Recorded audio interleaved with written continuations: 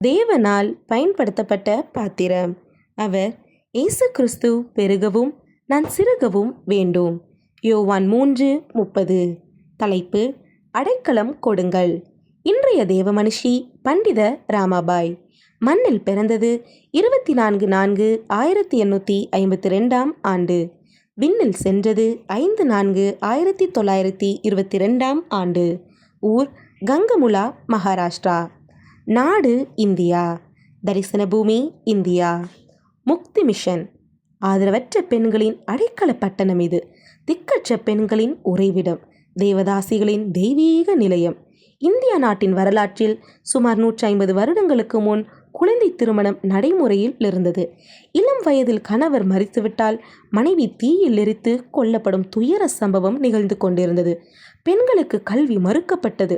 தாழ்ந்த குல சாதியினர் மிகவும் இழிவுபடுத்தப்பட்டனர்.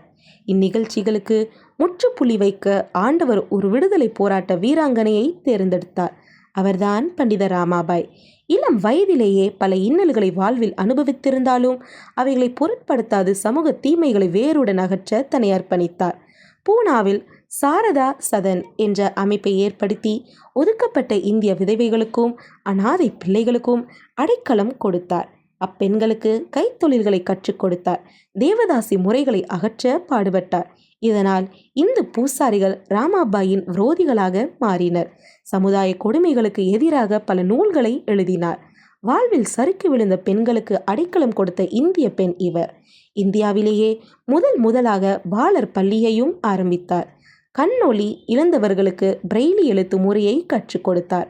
பண்டித ராமாபாய் ஜபத்தையே தனது சக்தி நிலையமாக கொண்டிருந்தார். மராட்டிய மொழியில் வேதாகமத்தை தந்து ஆயிரம் பெண்களின் வாழ்வில் ஒளியேற்றினார். அடைக்கலமற்றோரின் அன்னையான ராமாபாய் இதே நாள் ஏப்ரல் 5, 1922 நிலையான அடைக்கலத்தில் பிரவேசித்தார். அன்பரே, கிறிஸ்துவின் அன்பினால் மாபெரும் பணிகளை செய்ய ஆயத்தமா? வாழ்விலிருந்து வாழ்வுக்கு என்னை பயன்படுத்தியவர் உன்னையும் பயன்படுத்த வல்லவர் என்கிறார் பண்டித ராமாபாய்.